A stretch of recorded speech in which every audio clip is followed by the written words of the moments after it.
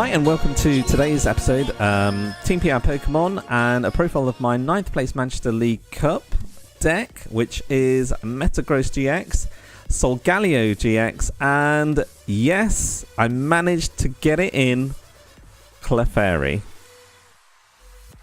Okay, so it's a 9th place, and do you know what?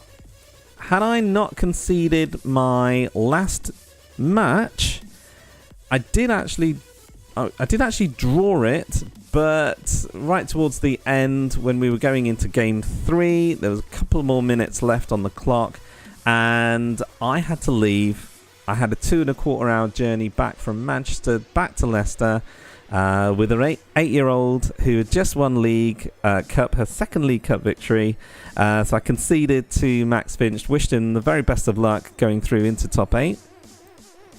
He then proceeded to go into top 8. He made 2nd place, and the eventual winner was Dimitri. Congrats to Dimitri. He played Golisopod. I played Dimitri in the penultimate round. I drew against Golisopod as well. And I lost, conceded to Max Finch. It was 1 game each with his Drampa Garbodor build. And the only other loss that I took in the tournament was against Jake Mallender's Drampa Garbodor deck as well, which was more comprehensive a loss. So more on what could be done with such a bad matchup in a moment. But I want to give credit to the inspiration for this deck. The person who actually came out with a deck very, very similar to this was well-renowned Heretic. So big shout out and try and give you a plug on the channel and on all of the online forums. He actually made, last weekend, he actually made top 8 with his version, but his version differed. He didn't use Clefairy, he used Mimikyu. And his energy line as well was 7 metal energies and 2 psychic energies. However, what was really interesting was that in one of the comments that was actually made, once he actually put it up online, one of the comments was actually, "Oh, you've got to try Clefairy." And as soon as anyone mentions Clefairy, well, Freddy's on the case. Freddy's on the case, right? So I actually had Xerneas Break built, and I actually had the deck list for Xerneas Break as well. It was all sleeved up. Everything was absolutely fine. We've got like a nice good night's rest because we've actually got Manchester ahead of us, and on the morning of Saturday, I'm literally like racing to the car to try and get in the car at 8 o'clock to make sure that we're getting to the event on time. And I kind of think, well, actually, you know what? Gardevoir was really, really dominant last week. In kind of like the Midlands, if you play Metagross, you're actually at an advantage. Drampa Garbodor may not necessarily have gotten that much traction, even though Tord Reclev did so well with it in Bremen regionals. I mean, it's just back on the map. My major loss at my Canic League Cup last week was a Drampa Garb, but I just thought, you know what, I'll just go with it and see how it goes. Got to the venue, saw a sufficient number of Gardevoirs, saw a couple of big fires, and I thought maybe the Gardevoirs would actually eliminate the big fires, which is what happened. I didn't space a single fire deck in the tournament. The Drampa Garbs just rose to the top. There were only I think there was only 2 or maybe, no, actually there were 3, maybe 4-ish in the room. I sort of thought maybe there might have just been like 2, but I think the northern players have cottoned on to Drampa Garbodor in a big way, and I think that's why it was prominent. Again, more on what the matchups and what I could do in a few minutes. But okay, right. So here were my my games. So game one, really really nice to meet a Xerneas break. That was Harvey, and Harvey then made top 8 with Xerneas break. So my second place deck perhaps could have done it. I took a loss against Jake Mallender, his Drampa Garbodor. That was actually on stream. If you do manage to watch the stream, second game I didn't have the Bridget, and I really needed the Bridget in order to make a comeback. So I was always going to struggle. Jake, I think, just clamped the game with Garbotox and Garbodor. Not really something that you can do too much about unless you change the build. Then I went into the third game, completely lovely player to play against, Oliver Elwick. Harvey was brilliant as well. He had a Decidueye-GX, baby Ninetales. This is when Clefairy actually managed to get a prize through prize advantage, which was brilliant. Oliver couldn't get set up in game 2. So that was a win and a win. And then I played Alec Ashworth. He had a Gardevoir-GX. I was really glad to see a Gardevoir. Got a win and a win. He then dropped out. Got a loss. And then on the last turn of the second game against Dimitri, I was on table 1. I got the win in that game. Clefairy's Sing attack actually helped me get the second game, because Dimitri's Golisopod didn't manage to wake up. Game 1 I was actually down to 1 prize, and he only had 6, and he locked me down with a Garbotoxin Garbodor. And an N, and for 5 turns I couldn't find an out. All I needed was a single field blower. That's all I needed. And I had 1 field blower in the deck. I had gotten rid of 2 already because I needed to, but that was all that I needed. So where was Misty's determination when you needed it, honestly? That would be a nice addition, by the way. So in the first game, I literally got down to 1. If I secured that game, I would have nailed my top my top 8 place, and I would have just needed to draw. Game 2 ended on my last turn of the game. I leveled the time winning that game on that turn, and then I was up against Max Finch's, but I scooped at the end. Saw out the game, see how it went. We literally had 5 minutes. He won the first one, but I got the second game, and Sing was also critical in that game as well. He started targeting the Clefairy, realizing that I could actually counter his tech Turtonator GX. He actually had Drampa Garbodor with Turtonator EX. I mean, like, if that's a bad matchup against Drampa Garbodor, it's ridiculously bad on paper against the Turtonator GX. So you actually get the win in one of the games was actually phenomenal. In the third game, by the way, just drew the cards just to have a look at what I would have had, and I had like 5 energy, 5 metal energy, a rare candy, and a Cosmog, and then I top deck a Bridget, and there was just simply no time, so I just gave it. That was fine. So little micro decisions that took place. I'm really glad that Max had a chance. He took advantage of the chance that was given. He was on a 2-0-3 at that moment, so he needed a win to get through. A draw would not have been sufficient enough for him as well. So, good guy Freddy. Right, let's talk about the deck itself. Okay, right. So, if I've not mentioned it already, World Heretics version didn't play Clefairy. Okay, right. So, a couple of things about it. Now, the first thing I'm going to mention is Bridget, because not hitting Bridget actually lost me a game, and I've had a look at, I think it was either the top 16 or top 32. It's one of those from Bremen, one of the Schultz brothers, I believe, who played Metagross, but he actually played a Necrozma version, which is very, very different to what this deck is actually trying to achieve. However, he played, instead of the Solgaleo 101 line, he actually played a Bridget, and he played the 4th Field Blower, and that is what is needed in this deck. So if there's anything that is cut, you need to try and get the first Bridget. The first priority would be, I would say Bridget, but only marginally, because if you can't get a Bridget, if that Bridget is prized, it's very, very difficult to set anything up.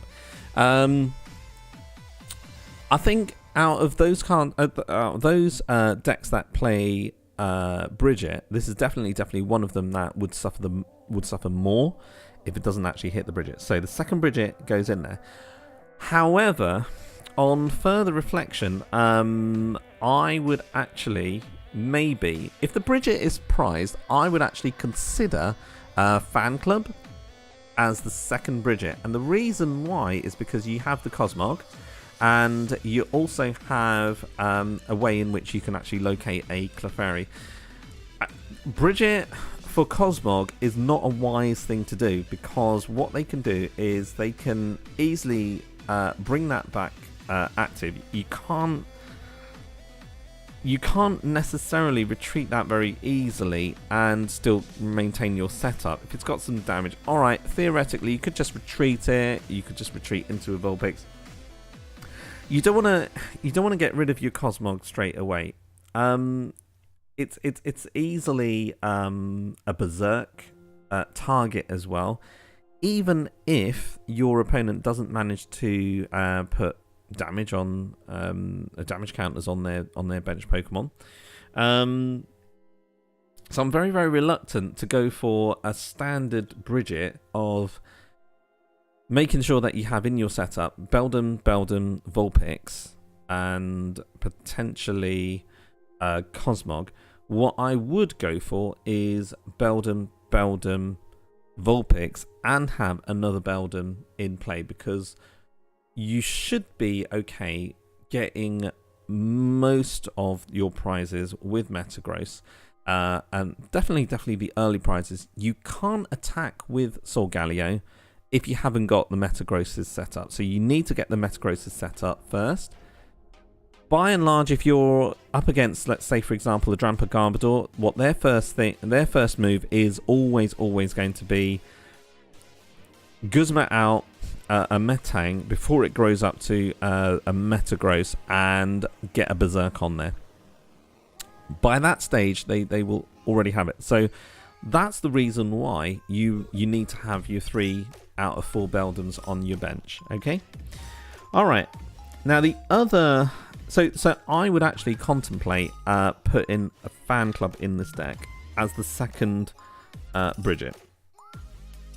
All right. Okay. So second point I'd like to make is that a 4-3-4 line of Beldum, Metang, Metagross is absolutely essential with Espeon EX running rampant. If you play it right, you can actually just get 2 prizes very quickly with Metagross. Choice Band straight on there, Giga Hammer knocks it out. It's always nice to do that.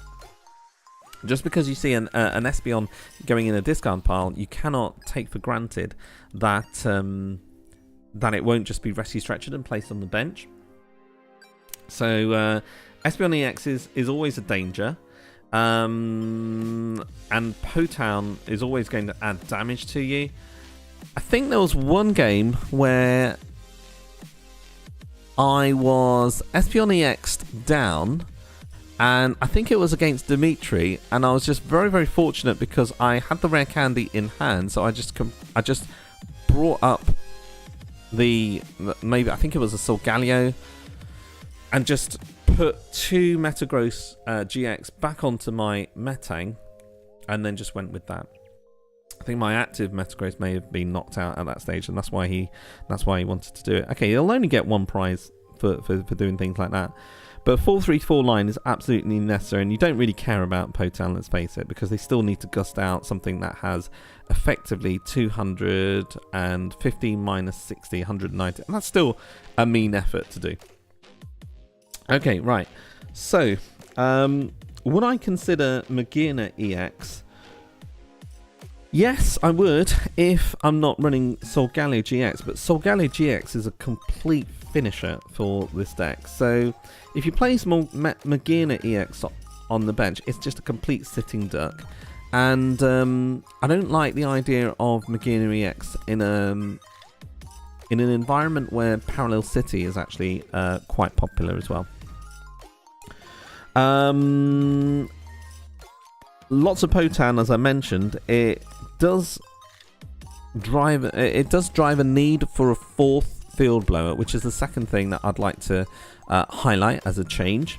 Now, Robin Schultz played fourth field blower to Bridget in place of the 101 Solgaleo-Gx that I mentioned earlier. Now, there may be scope for just sitting back on your ends. You could potentially drop to 3N, but 4 is incredibly disruptive late game. The only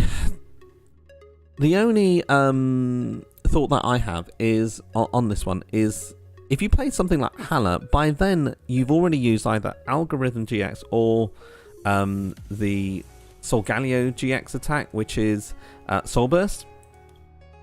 So preferably, potentially having played Soul Burst very well, like beginning to mid game.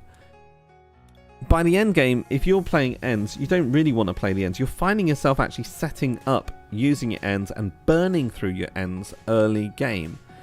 You hardly ever find the need to waste a turn. It literally is wasting a turn playing Tapu Cure, because if you put up Tapu Cure against what I would argue is the worst matchup for this, Drampa Garbodor, by that stage, Drampa-GX is going to be taking 2 prizes anyway, so what's the point? You know, you're just giving up 2 prizes just to heal for effectively 2 max potions. So you're never really using Tapu Cure as your GX attack. But once you use your GX attack, Hala could actually be a nice, nifty addition and a replacement for N. If you're audacious enough to do it, potentially Misty's Determination as well. That could be something. But you do have to look at your resources for this one as well. You cannot burn through your field blowers just like that early game, but it is so easy for them to find a tool to put onto a field blower and just freeze the game. So field blower, 4 field blower. I mean, if it was even permissible, I would think about like Puzzle of Time in here, but just simply no space to just recycle his field blowers. The other thing that could be done, you know, is just some kind of attack that just gets an item or 2 items, but we're yet to find that. Okay, my third point is that 3 Lele is just right.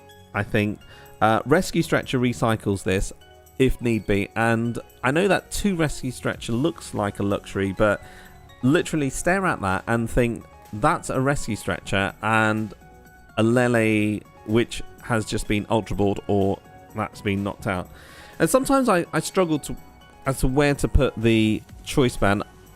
You know, in the heat of the moment, you sometimes want to put the Choice Bands on the Lele, just in case, you know, they come up with something like big and beefy like a Drampa, but I never really found the chance to take on head on, for example, Drampa-GX, and you know, go for a 2-hit KO. I think maybe that is the strategy that I would recommend not to take against Drampa. So, ideally, what you want to do is you want to try and make sure that your third and fourth prize are actually taken using Giga Hammer against Tapu Lele with the Choice Band attached to it. And the versatility of Solgaleo-Gx allows you to attack for your 5th and 6th prize any GX that's actually available, as long as you hit Sunsteel Strike. You're not too afraid really of taking 1 prizes with Metagross, as long as you have by the mid to end game 2 Metagross that are available that can charge up your Solgaleo-Gx. And yeah, so 3 Lele just right. Rescue Stretcher recycles if you need be, and you do need that bench space as well, which you're going to have to keep an eye on at this moment in time anyway, especially with Parallel City running rampant. Okay, next point I'd like to make is this. Why Clefairy? It's an easy decision if you're in Team PR Pokemon, but why Clefairy? Okay, right. Copying your opponent's attacks is just simply awesome. It is just simply awesome at this moment in time. Metronome is, and I've even really thought about things like putting an extra Mars Shadow in to make sure that you've got 150 HP and you can actually copy Metronome. I think that could be something that could take off, especially if fighting decks suddenly get a foothold back into the metagame. Copying opponents' attacks is just simply awesome. The only disadvantage that you have really is that you can't actually charge them up, but you have Metagross, you can do it. Okay, it's a 40 HP Pokemon on the bench. This is a true point. Decidueye only managed to get 20 on it with a feather arrow, and actually was running out of places and things to heal, so I just max potioned my Clefairy on the bench, because Clefairy doesn't die, doesn't get knocked out. It's not going to get knocked out of the game. Anyway, Clefairy tangents aside, what the problem is with, if you played Mimikyu, and I have played Mimikyu in the past, and I've played Necrozma in the past as well in these Metagross decks, occasionally, as in just when you need it, there is an energy conflict from the discard pile. So, well, the problem is that you either A, don't have enough stuff in there to charge up your Mimikyu, or on the rare occasions you actually start off with not enough energies in the first place. But more on that at a later stage, later time. Because you know what? I've got to get this off my chest. How can I even draw in the third game 5 metal energies out of 8, plus a rare candy, plus a Cosmo, and I riffle shuffled like 6 times, 7 times. I pile shuffled and everything like that. I don't know, just one of those random things. But I remember suffering in one of my games against one of my opponents where I just simply had to pass, because I just had to wait until I drew into something that would actually allow me to get energy. That only rarely happens. I mean, how do I counter that? I mean, if I really was worried about it, I would just Skylar Professor's Letter, which I did actually saw a Professor's Letter being played in the Xerneas break that Harvey played, and that was actually really nice. That worked out quite nicely. But no, anyway, occasionally you will have energy conflicts, and you just want to be dealing with like the bad draw, rather than bad draw plus not having energy in your discard pile to charge up your fully powered Metagrosses that are on the bench, thinking, okay, what do we do? We're here now. Where's the energy? All right, okay. So my gut instinct was that I might get to a stage where Mimikyu cannot operate. And the other thing about Mimikyu as well is that you rely on your opponent's attack. So it's absolutely useless if you are just being stunned by Flying Flip, Tapu Koko. Okay, it's absolutely useless. It's useless as well if you don't actually manage to knock out your opponent as well. So if you've got like a Mimikyu on your bench and like you copy a Golisopod, well, you're only limited by like whatever they have, or Adamantine Press, whatever it's called, right? If you're just limited by that, all they're going to do is just ace a roller and knock out your Mimikyu, and you're just like, okay, well, what do I do now? Mimikyu's always a sitting duck as well at times. I know there was one game where I kicked myself because I put the Cosmo on the bench right at the very beginning, and it stayed there and stayed there and stayed there and stayed there until right at the end, and it was Gizmoed up for the last prize, and I was gutted about that. So again, it's another argument what you want to do is you want to, for that first Bridget, you want to just go for Beldum with Evolve Picks in play if you've got that. If you've got the Cosmium, fine.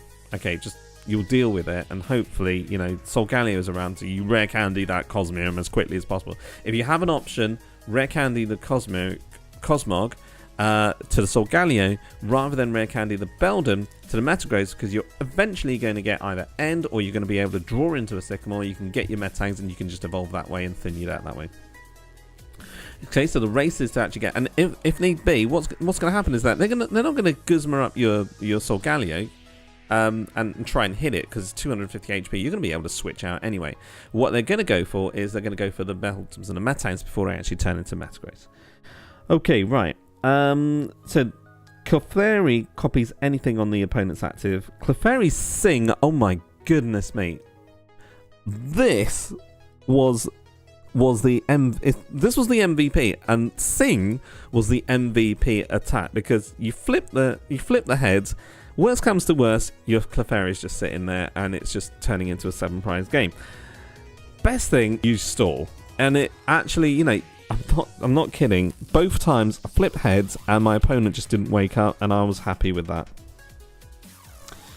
Clefairy, you might think Metagross is a great counter to Gardevoir, but Gardevoir is countering with Sylveon-GX. I'm not kidding. Clefairy is an excellent counter to Gardevoir, and they're stuck with a headache, because what happens is that Clefairy can just come up active and you just place a Metagross active and it's just swinging left, right and centre. You don't mind at all.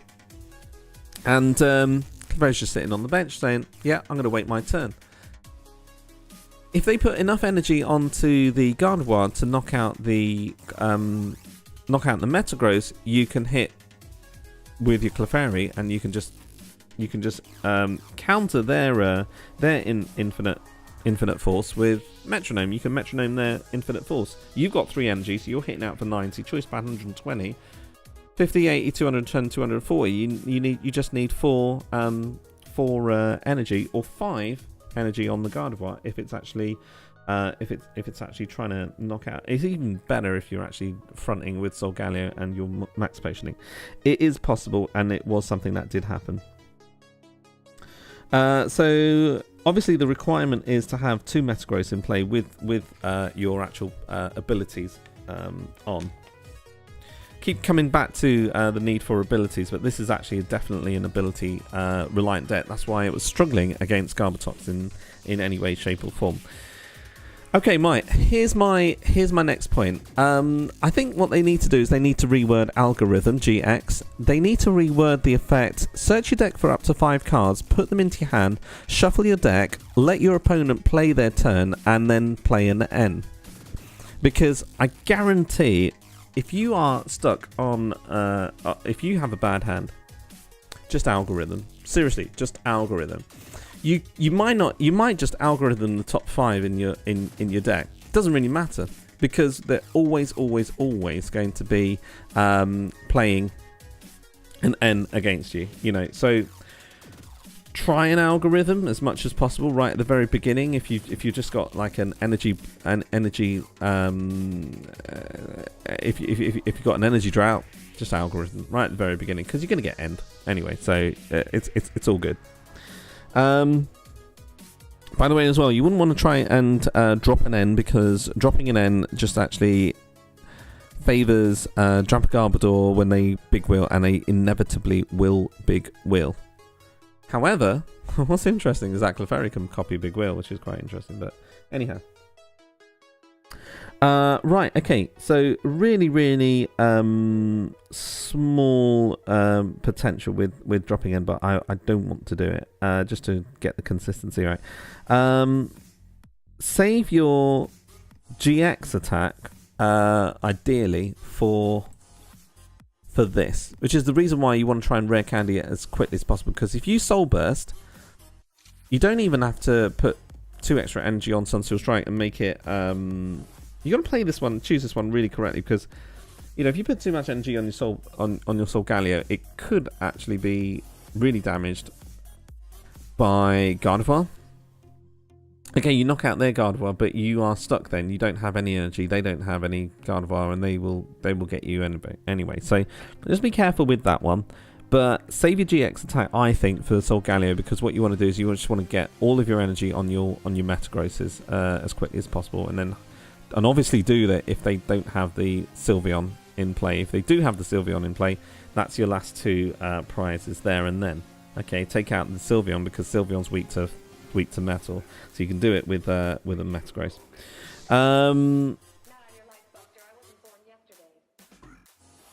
Okay, right. So I think also Vulpix.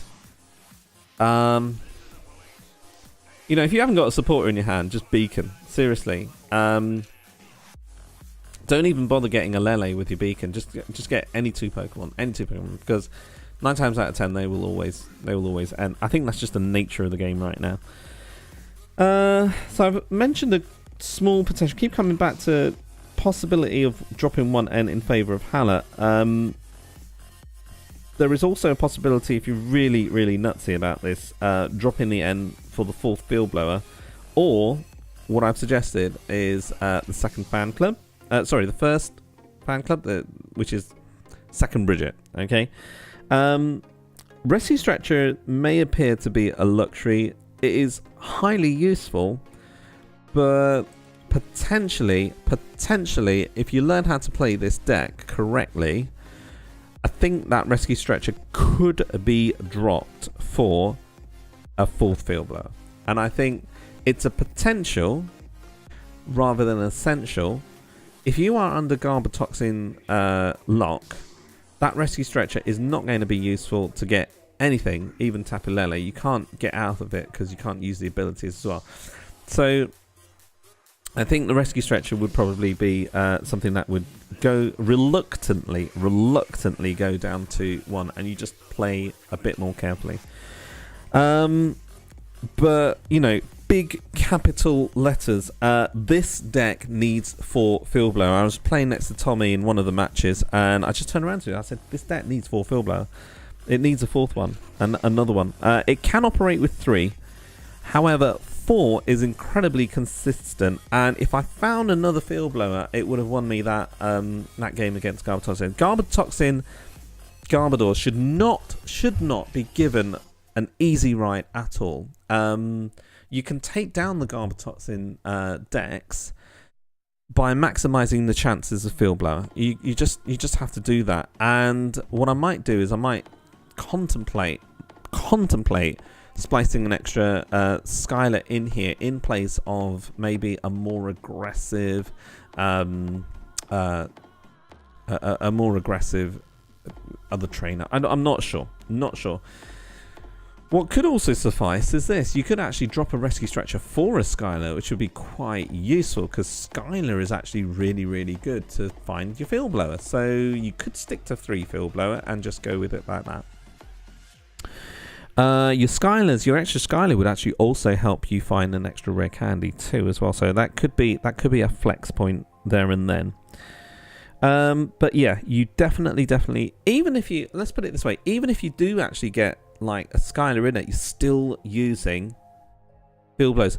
And the one thing that I was constantly counting in my discard pile was Field Blowers. Once I got to 2, I was thinking, this is getting really, really scary. Get to 3, you think, you know, there's absolutely, all right, okay, let's say for example they've put 3 float stones, you've actually just discarded all of them.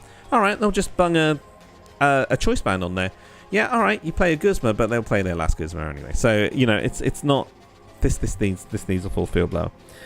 Because by the time you get to use the 4th Field Blower, you've won the match. You know, literally, you have won the match by that stage. All you need to do, 2 energies, straight on Solgaleo, wham, last 2 prizes, that's it. So, another option is to drop the 4th Max Potion, because I would want to see in my starting hand a Field Blower against a Garbodor deck. The first thing that they're going to do is they're going to try and tool up their Trebuchets, and you want to get the first one off against them, okay? So possibly dropping a Max Potion in favour of the 4th Field Blower is the decision that I would make finally. Until a Metal Diancie comes out, Vulpix stays. But I really would like the immediacy of actually being able to evolve straight away. I'm going to have to look in the archives of whatever's available in Standard and push that one. Maybe fit a Cobalion in there. I don't know. That could be a direction if you really wanted to push it even further. That could be a possibility, as it's just a great Pokemon. It's a Stallet as well. Jirachi promo could look good as well with Drampa Garbodor about if you have a colourless fighting attacker. There's so many rainbows there as well. Could take it in that direction. Enhanced Hammer is now starting to see a bit of play with Xerneas Breaks reverting back to an Enhanced Hammer build. Joe Bernard's earlier builds within the mid to late part of last season. But yeah, final point about the energy line. So I actually dropped to 8-1 Metal Psychic because I didn't use Mimikyu. Never used Tapu Cure. Wouldn't miss the Psychic if I lost it, but do you know what? I just thought, just in case, nothing else really needs a Psychic Energy. But if you really push the time, Tapu Cure, if you got the space for it. But that's not, it's like it's a bit of a luxury really. If you've got the Psychic in there, then that's fine. I mean, like, you could even revert back to a Mimikyu, or if you wanted to, you could push it up to 3, maybe 4 Psychic if you just wanted to go for a Necrozma, if that is favourable in your meta game. But lots of micro decisions in this one. I really enjoyed playing this deck. My goodness me, it's got a Clefairy. I mean, like, every single opponent had to pick up the Clefairy and say, oh, what's this? So it added a little bit of spice. It was an amusing, fun deck to play. I can't think of any other deck that actually has Clefairy plausible in and viable. So would I run it again? Pretty much I would. I'd love to see how this one flows. And I'm sure something's gonna be released fairly soon, which is going to counter Drampa Garbodor. That's just the way that the metagame goes. Everyone's going to start countering that with heavy enhanced hammers. I think this is going to be the way forward with that. Who knows? And Drampa Garbodor, who knows? There could even be another rise with Greninja as well. Greninja might be useful. You might have another threat on the horizon with Metagross, but that's just speculation, and we should just have to see how that works out. All right, okay. Thank you very much for watching this deck profile. Please play the deck. Please have a go at it, and thank you to the person who managed to post on Well-Renowned Heretics thread on one of the forums. Oh, have you tried Clefairy? Because I read that and I immediately built the deck straight after that. So thank you for all that. Thank you for all that inspiration, and I look forward to seeing you next time on Team PI Pokemon. Take care of yourselves. Bye for now.